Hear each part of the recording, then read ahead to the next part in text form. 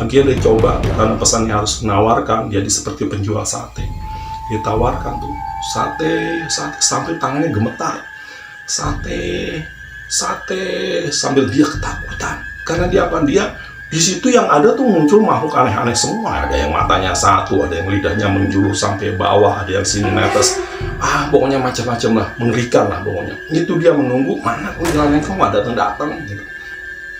Akhirnya pas sekian lama dia ngomong sate, tiba-tiba muncul di hadapannya. Rambutnya tertutup semua, mukanya nggak kelihatan. Cuma bilang, aku mau satenya. Cuma begitu di depannya Mas Bambang. Dia takut ya, dia mau kasih, apakah ini yang kuntilanak dimaksud atau bukan?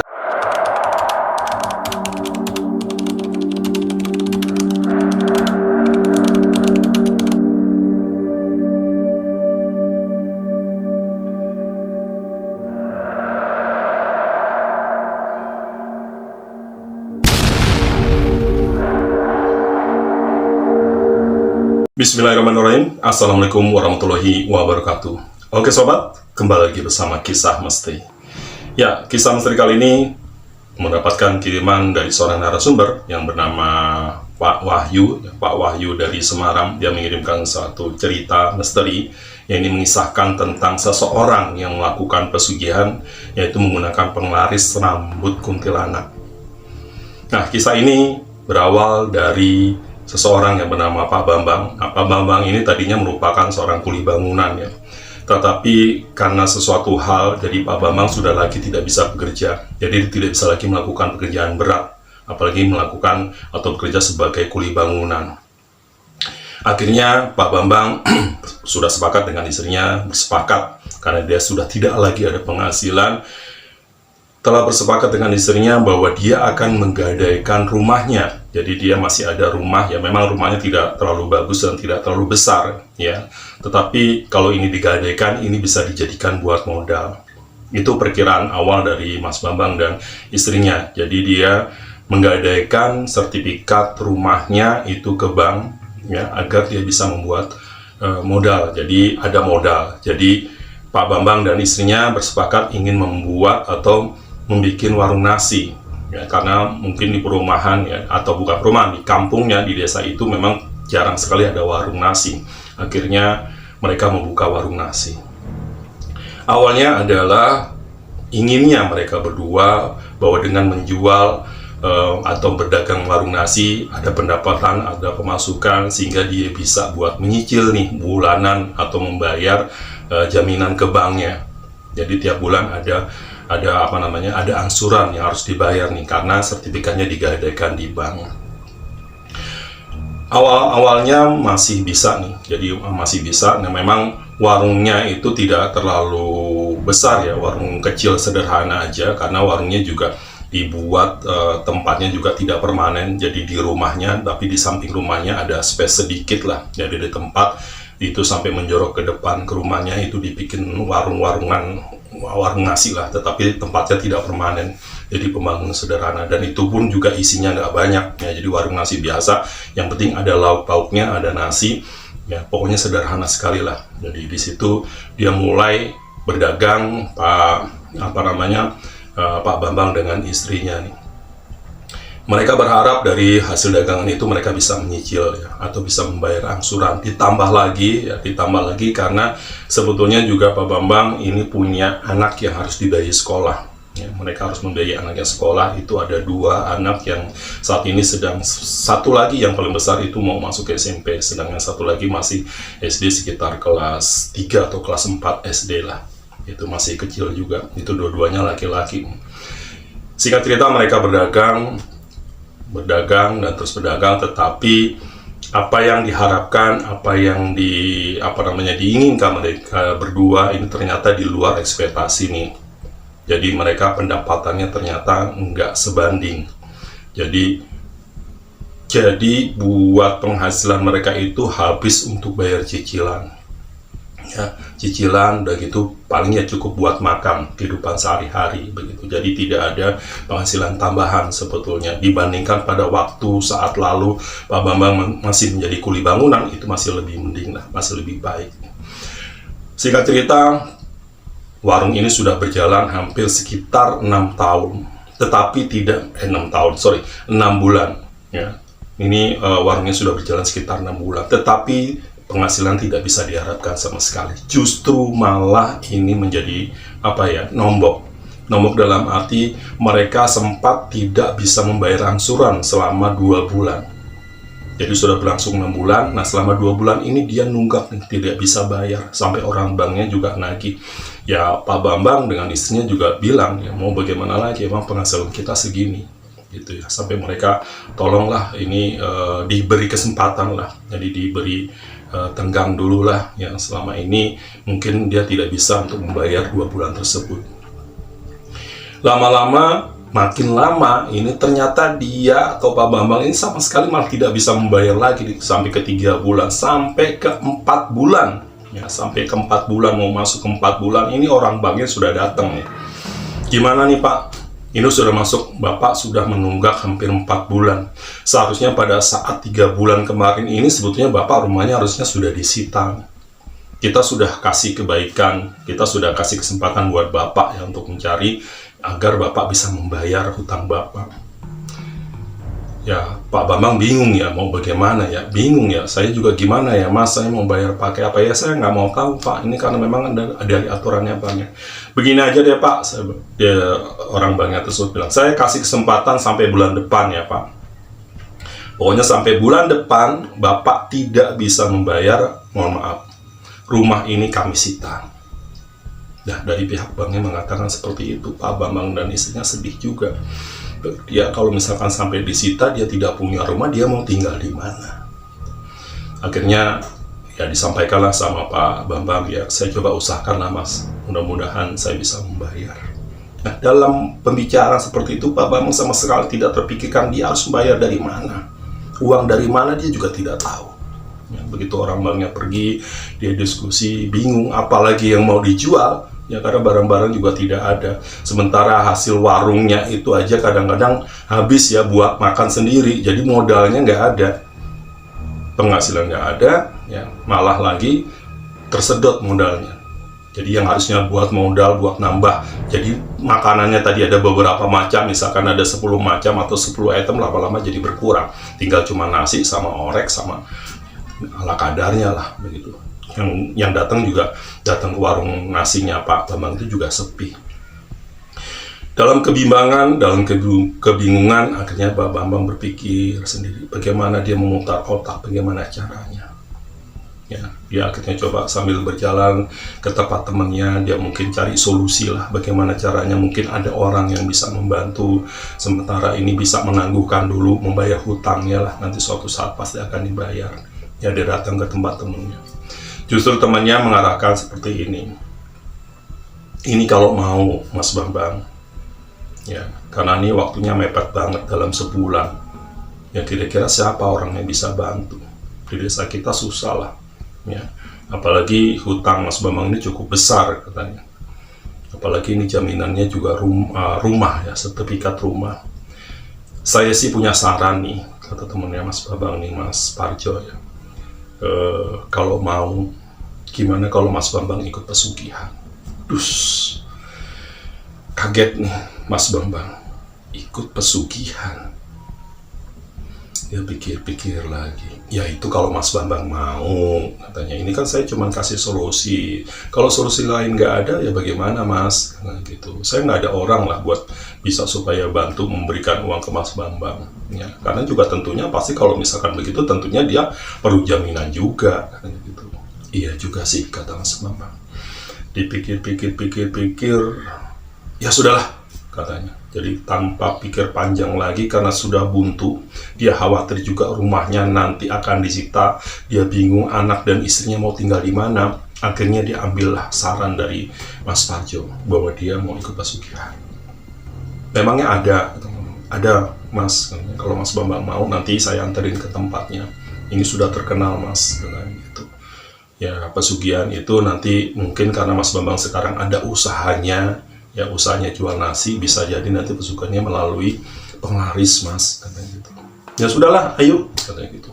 Langsung pada hari itu juga Mas Bambang minta diantarkan Mas Parjo ke tempat orang yang bisa agar dia bisa melakukan pesugihan atau minta penglaris. Malam itu dia berangkat ke tempat orang yang dituju. Nah ini Mas Bambang nggak bilang-bilang nih sama istrinya, ya. Jadi istrinya sama nggak tahu, istrinya juga di rumah bingung nih Mas Bambang kemana gitu. Ya nggak ngasih kabar juga dia mau pergi kemana begitu. Nah, singkat cerita dia sampailah ke tempat si mbah dukun yang bisa memberikan penglaris gitu. Akhirnya Mas Bambang ditanya sama mbah dukunnya, kira-kira keperluannya apa nih? Ya disampaikanlah bahwa selama ini dia berdagang tetapi penghasilannya makin lama makin menurun. Memang penghasilannya berapa sehari? Ya nggak tentulah, kadang-kadang 300.000 itu pun juga kotor ya, jadi bersih-bersih palingnya 50.000, kadang 100.000 itu paling kita cukup buat makan ya, buat kehidupan sehari-hari lah kayak gitu. Ya boro-boro untuk membayar hutang ke bank, jadi tidak ada sisanya mbah gitu. Ya sebetulnya sih 100.000 cukup ya sebetulnya kalau buat kehidupan di desa, tetapi karena situ punya tanggungan harus bayar hutang, itu yang menjadi berat gitu. Baik, kata si mbah, sekarang kalau memang maunya seperti itu, sudah niat seperti itu, ini betul nih, niat nih, betul-betul sudah dipikirkan masa-masa, akibatnya, risikonya apa, sudah mbah, saya sudah siap, kata Mas Bambang. Oke, kalau begitu ini ada satu katanya penglaris, yaitu menggunakan rambut kuntilanak. Terus gimana mbah saya bisa mendapatkan rambut kuntilanak itu? Kata, ya nanti ada ritualnya. Ya kamu harus ikuti bagaimana ritualnya. Iya siap mbah, saya siap. Pokoknya apa aja saya siap dah. Yang penting gimana caranya supaya rumah saya tidak disita, dia ambil. Jadi biar saya dan anak-anak dan istri itu punya tempat tinggal mah. Oke, baik, kata si mbahnya gitu. Ritual yang pertama, persyaratan pertama yang Mas Bambang harus siapkan adalah, Mas Bambang sanggup enggak? Ya, hari ini mulai sekarang dikasih batas sampai besok ya, Mas Bambang itu mencari yang namanya ayam cemani. Ayam cemani itu kayak gimana mbah? Ayam cemani itu sebetulnya ayam biasa, tetapi dia semuanya serba hitam ya. Jadi paruhnya hitam, cekernya hitam, semuanya hitam ya. Itu sudah terkenal lah kalau namanya ayam cemani, itu biasa buat ritual-ritual gaib. Ya memang pernah dengar sih Mas Bambang, cuman dia bingung dia cari kemana ayam cemani seperti itu. Nah syaratnya itu, coba Mas Bambang cari ayam cemani, ayam jago ya, yang umurnya hampir setahun. Jadi jangan yang masih kecil, yang sudah besar gitu. Sanggup nggak kira-kira? Ya saya coba dulu dah Pak, mbah katanya gitu. Ya udah cepat, kalau bisa saya kasih batas sampai besok. Akhirnya Mas Bambang pulang nih sama Mas Parjo, diantar Mas Parjo. Sepanjang perjalanan menanyakan, Mas Parjo tahu nggak ayam cemani? Aduh saya nggak tahu Mas, di mana ada yang jual. Dia coba besokannya ya, dia ditanya istrinya juga tuh, Mas Bambang sama mana? Aku main ke tempat temen ya, cari solusi lah gimana caranya supaya kita bisa membayar hutang. Udah kamu diem saja lah, kamu terusin aja berdagang. Terus dia mau pergi lagi, dia pamit mau kemana Mas? Katanya udah kamu tunggu aja di rumah. Akhirnya Mas Bambang mencoba untuk mencari di mana ada ayam cemani itu. Dia harus mencari ke tempat teman-teman yang mungkin tahu tempat ada di mana ada ayam cemani. Dia sampai pergi ke pasar hewan, di sana ada pasar hewan. Di sana ya ayam kampung biasa dan ayam negeri paling ada itu gitu. Kalau ayam cemani jarang pak, kata si orang pedagang-pedagang di pasar. Cari di mana? Begitu. Dia mencari seharian nggak ketemu. Akhirnya dia sore itu juga langsung ke tempat simbah dukun. Ya, Mas Parjo juga nggak bisa bantu, dia cuma bisa bantu hanya mengantarkan sampai ke tempat tujuan dan tempat atau lokasi mbah itu berada. Setelah itu sudah tidak bisa membantu lagi, jalan sendiri ke sana gitu. Dia coba, ya bilanglah sama si mbah, gimana, mana ayamnya, katanya gitu. Maaf mbah, saya nggak bisa cari ayam. Aduh, katanya gitu. Itu justru syaratnya, katanya gitu. Itu justru syaratnya. Syaratnya itu melalui itu medianya, pakai ayam cemani itu. Ya tapi gimana Mbah, susah, saya tidak bisa bangun. Ya udah gini aja lah, kalau kamu kemarin kan kamu bilangnya coba, mau dicoba. Kalau misalkan coba dari kemarin Mas Bambang bilang, saya bantu, katanya gitu. Saya ada orang yang bisa mencarikan. Oh gitu Mbah, iya. Tetapi bisa nggak sediakan uang? Ini mahal, ayamnya mahal, karena memang susah kan. Ya bolehlah Mbah, gitu. Berapa ya kira-kira? Ini ayam ini sekitar 2 jutaan. Ya karena ini buat ongkos ya, buat ongkos perjalanan, dan harga ayamnya juga memang mahal. Kalau bersedia silakan, kalau enggak ya nggak apa-apa. Ya udahlah Mbah, saya siap lah. Tapi saya nggak bawa uangnya, mungkin besok ya nggak apa-apa. Yang penting siap dulu apa enggak, mau atau enggak. Persyaratannya itu membawa ayam cemani, kan nggak bisa. Ini ada orang saya yang bisa mencarikan. Ya siaplah Mbah, nanti saya gantilah. Yang penting ada dulu lah Mbah. Ya akhirnya pergilah orang itu mencari ayam cemani. Jadi suruhan dari si Mbah Dukun itu. Nah sampai ketika itu waktu itu sore ya, si Mas Bambang datang ke rumah Mbah Dukun itu malam, ya kira-kira hampir jam 10 malam lah. Datang itu orangnya, ya sekitar jam 10 atau jam 11 datang membawa ayam tersebut.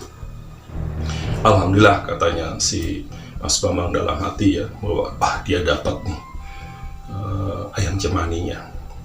Ya udah Mbah, ini terus bagaimana? Oke, sekarang ayo ikut saya katanya. Jadi ayam itu dibacakan mantra-mantra ya, ritualnya itu, kemudian ayam itu disembelih. Ayam itu sembelih, dipotong. Dia baru pertama kali itu ya, si Mas Bambang itu melihat yang namanya ayam cemani, memang betul-betul hitam semuanya. Jadi paruhnya hitam semua, sampai ceker-cekernya tuh hitam, gitu ya. Dipotong, kemudian dagingnya diambil beberapa, kemudian dibikin sate. Jadi daging ayam itu dibikin tusukan-tusukan sate. Jadi satu tusuk sate itu terdiri dari 3 atau 4 potong daging ayam cemani tersebut. Nah itu dibikin 5 tusuk. Ini untuk apa Mbah katanya? Ya sudah, nanti saya kasih tahu. Ini nanti ritualnya. Nanti tepat tengah malam, ini kamu bakar satenya. Oh gitu Mbah? Iya. Akhirnya singkat cerita, tepat di tengah malam, itu sudah jadi nih 5 tusuk sate ayam cemani. Ya. Dibawa sama si Mbah Dukun itu, ditemani sama si Mas Bambang, ayo ikut saya.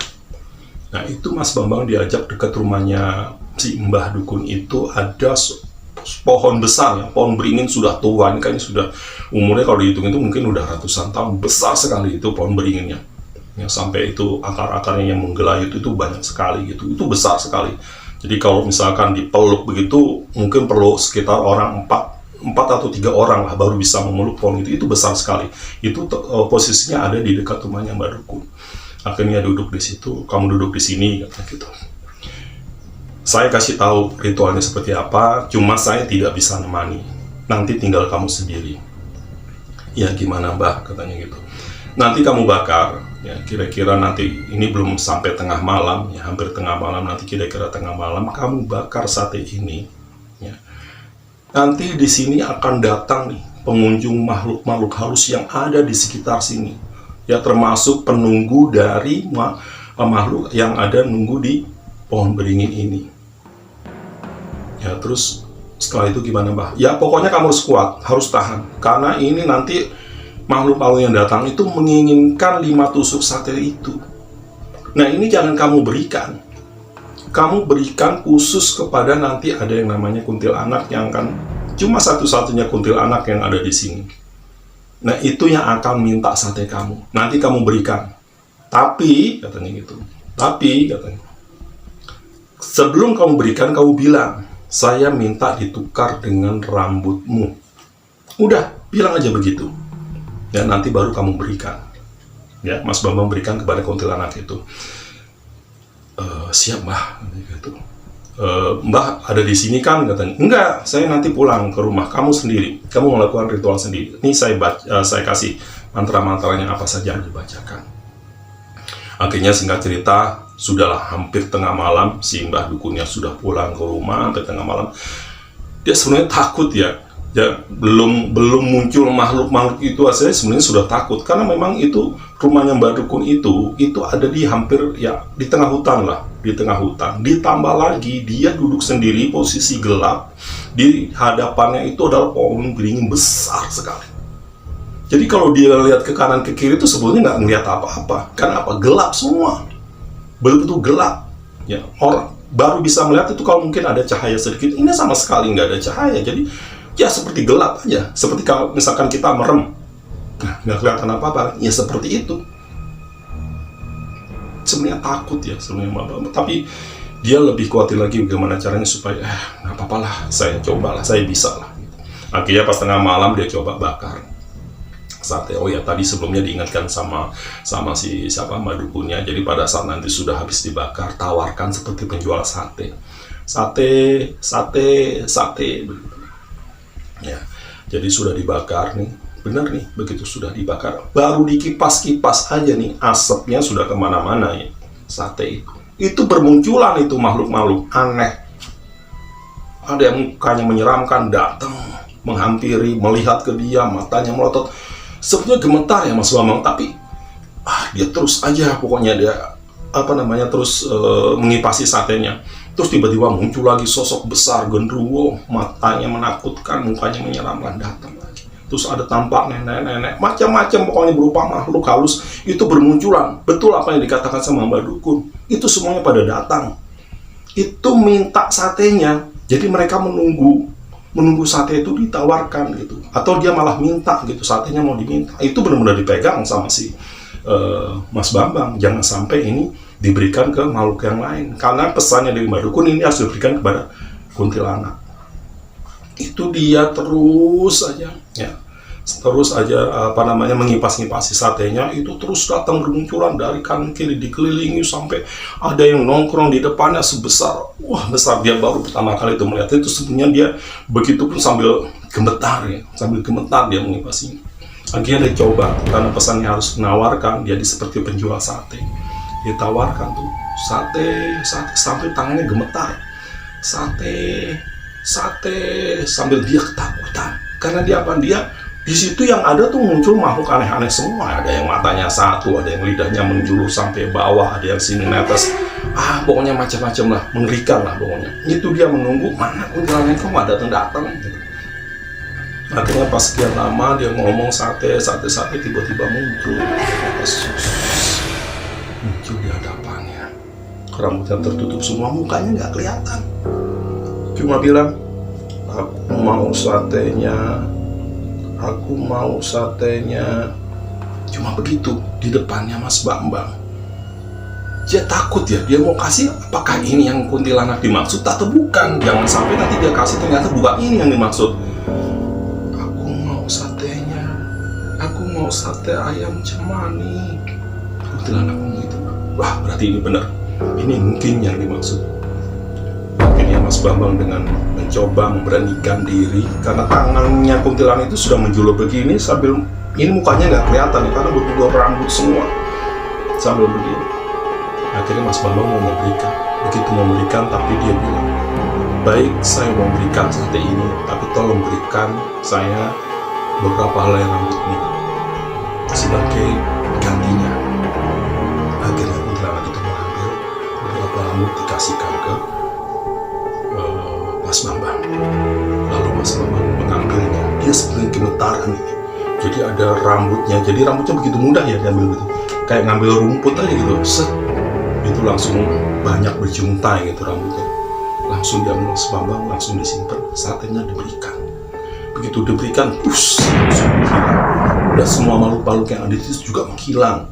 Tiba-tiba saja, pas lihat, udah nggak ada lagi. Karena satenya udah nggak ada juga. Tapi ya dia sudah pegang ini rambutnya. Akhirnya dia buru-buru kembali ke rumahnya Mbak Dukun. Ini saya sudah dapat, katanya gitu. Saya sudah dapat rambut kuntilanak ini. Ya, bagus katanya. Kamu berhasil, kamu berani, katanya gitu.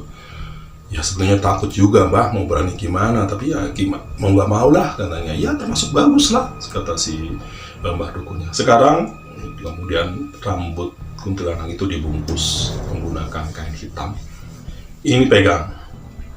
Nah ini kamu kan ada usaha, ya, ada usaha berjualan nasi.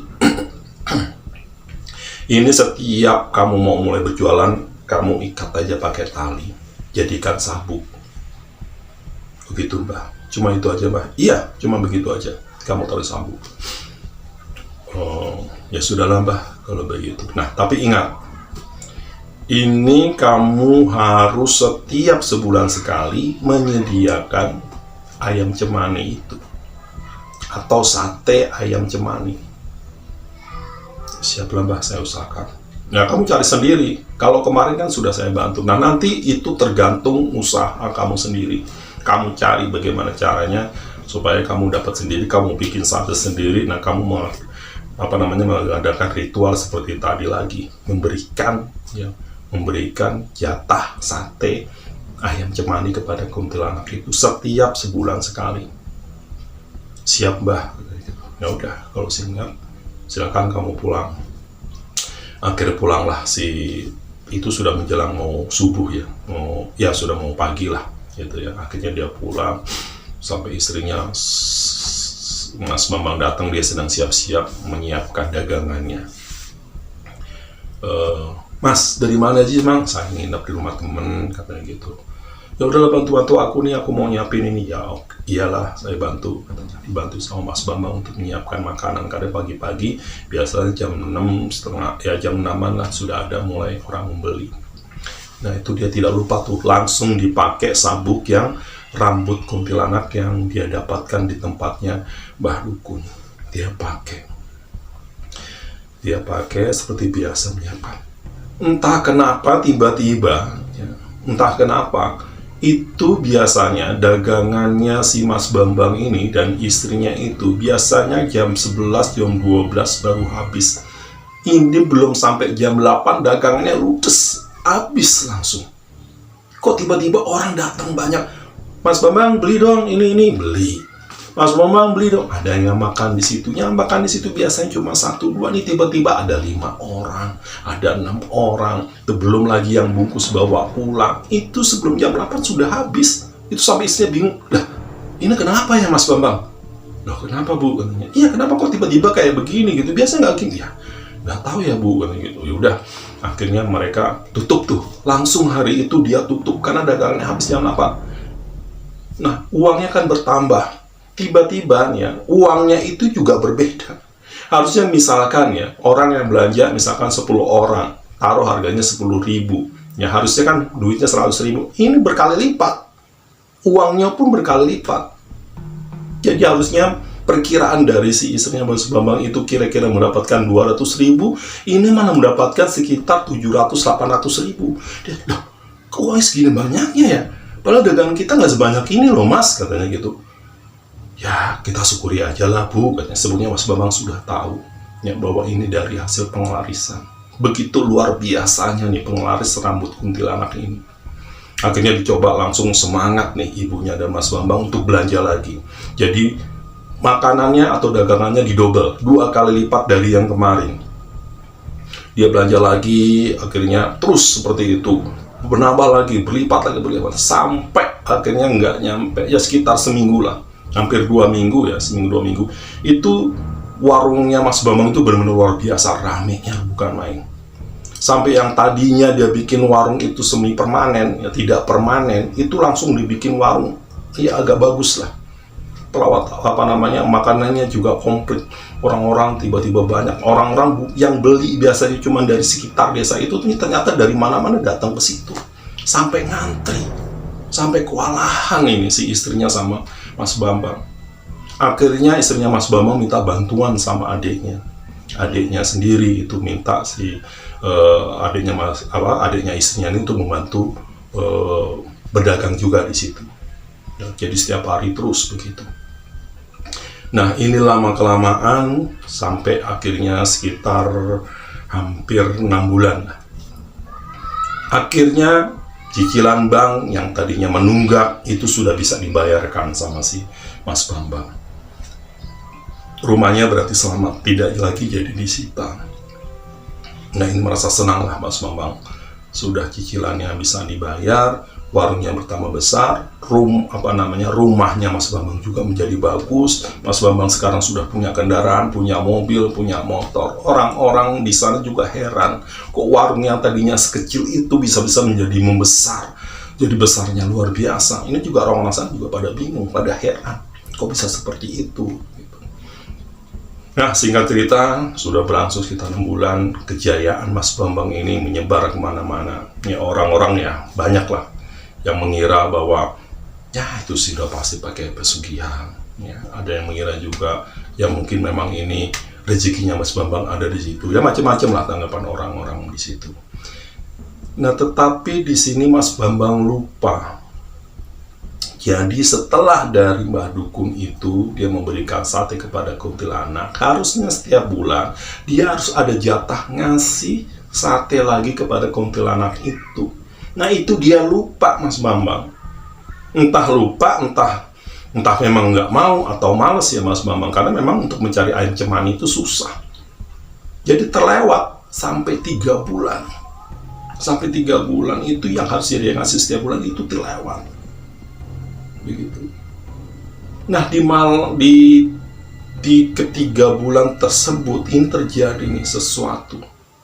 Jadi entah kenapa malam-malam setelah warungnya Mas Bambang mau tutup sekitar jam 9 lah. Ya, biasanya jam 8 habis atau jam 9 memang sudah habis. Kadang-kadang kalau lagi nggak ramai jam 10, jam 11 juga masih buka. Tetapi ini jam 9 dia sudah tutup. Ketika mau tutup, tiba-tiba saja istrinya Mas Bambang itu kesurupan. Berteriak-teriak, kesurupan. Nggak jelas lah pokoknya. Mas Bambang kaget ya, kenapa kok tiba-tiba kesurupan? Kesurupan terus dipegangin sama adiknya, istrinya ya, dipegangin istrinya, Mas Bambang ini tolong dong, ini tolong, katanya si Mbak ini tolong. Kenapa dia teriak-teriak kesurupan? Dalam kesurupannya itu istrinya bicara, ngomong, aku minta sate ayam cemaniku. Kaget Mas Bambang. Ternyata yang masuk ke dalam tubuhnya itu tubuh istrinya itu adalah kuntilanak yang telah memberikan rambutnya untuk pengalis ini, dan dia minta jatahnya. Mas Bambang bingung, lah si adik ini maksudnya apa tuh Mas? Nggak tahu saya, katanya. Aku minta sate ayam cemaniku. Istri bicara seperti itu karena kesurupan kuntilanak. Mas Bambang ketakutan dia. Wah, gimana ini? Ya, akhirnya dicobalah dipanggil ke tetangga-tetangganya sampai yang bisa membantu ini karena istrinya kesurupan. Dia cari orang. Akhirnya ada Pak Haji ya. Pak Haji, dia mencoba membantu untuk mengeluarkannya. Malam itu akhirnya bisa keluar. Ditolong sama Pak Haji begitu.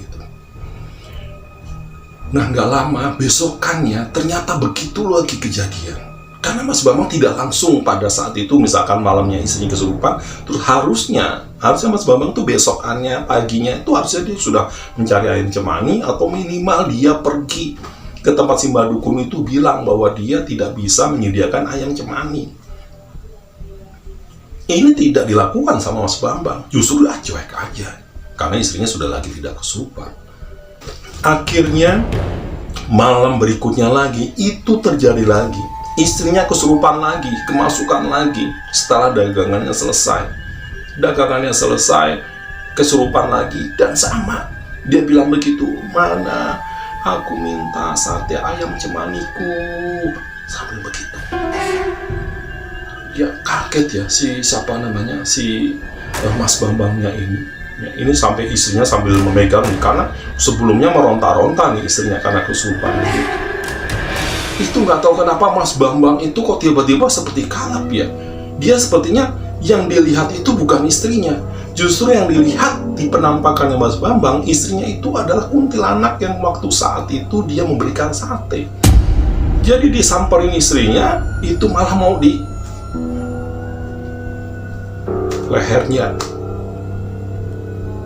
Tiba-tiba saja istrinya dilempar, dibenturkan, sampai jatuh, sampai keluar. Adiknya sama istrinya, adik istrinya Mas Bambang sampai, "Mas, kamu kenapa? Jangan kamu yang kesurupan ini." Itu nggak tahu kenapa tampangnya si Mas Bambang itu berbeda. Itu benar-benar seperti matanya mau tergeram. Akhirnya Pak Kiai yang memang tidak jauh dari tempat itu datang lagi, karena itu ramai, itu warga sudah ngumpul di situ karena terjadi seperti pertengkaran, ya, jadi ribut antara istri sama Mas Bambang itu sampai terdengar istrinya dilempar, ya terbentur lah, sampai Kiainya datang, dicoba dinetralisir, dilihat begitu, sampai dikeluarkanlah itu makhluk yang ada di dalam istrinya itu. Akhirnya Mas Bambang juga ternyata itu juga kerasukan, seperti kerasukan tapi masuk makhluk yang lain lah gitu, jadi seperti beradu nih begitu. Akhirnya disadarkanlah si Mas Bambang. Akhirnya Mas Bambang ditanyakan, "Ini ada apa nih?" Dia juga bingung, ya Mas Bambang, kenapa, katanya gitu. "Iya," kata adiknya istrinya, "Mas Bambang tadi membenturkan si Mbak sampai jatuh." "Masa sih?" "Saya enggak kok." Ya namanya nggak sadar. Akhirnya diceritakan, "Ini sebenarnya ada apa Mas Bambang?" Akhirnya karena takut, ya tadinya takut juga kalau nanti tiap malam seperti itu, dia ketakutan nih, kesurupan begitu, minta sate lagi. Dia cerita sama Kiai itu. Ceritanya gini, "Pak Kiai, ya, bla bla bla bla bla bla bla," sampai ceritanya dia memerlukan sate ini. "Ya Allah," kata si Kiai. "Terus berarti Mas Bambang pakai penglaris?" "Iya Pak Kiai." "Coba mana lihat penglarisnya." Dilihat, ya, pakai sabuk dicopot. "Ini Pak Kiai. Sekarang maunya gimana nih Pak Mas Bambang?"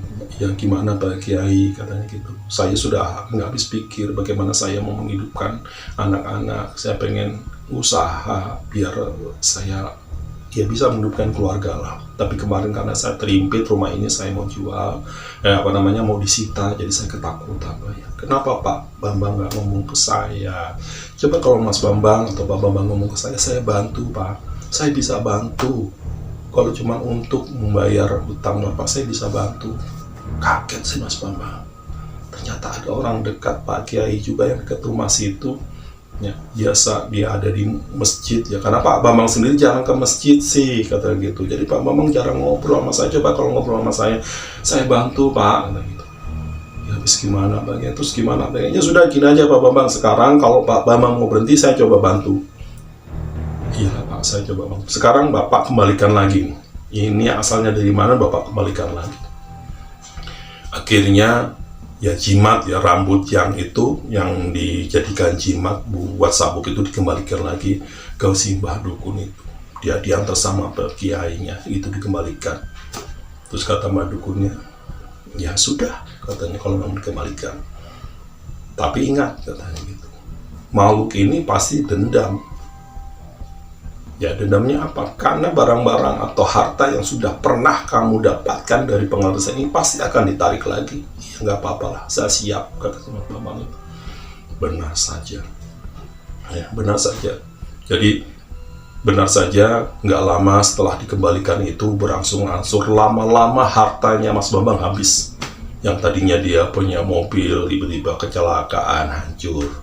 Yang tadinya rumahnya sudah bagus, tiba-tiba kebakaran, ya diperbaiki lagi rumahnya kembali seperti semula. Pokoknya semua harta benda yang ada di dalamnya yang merupakan hasil dari penglaris itu habis semua.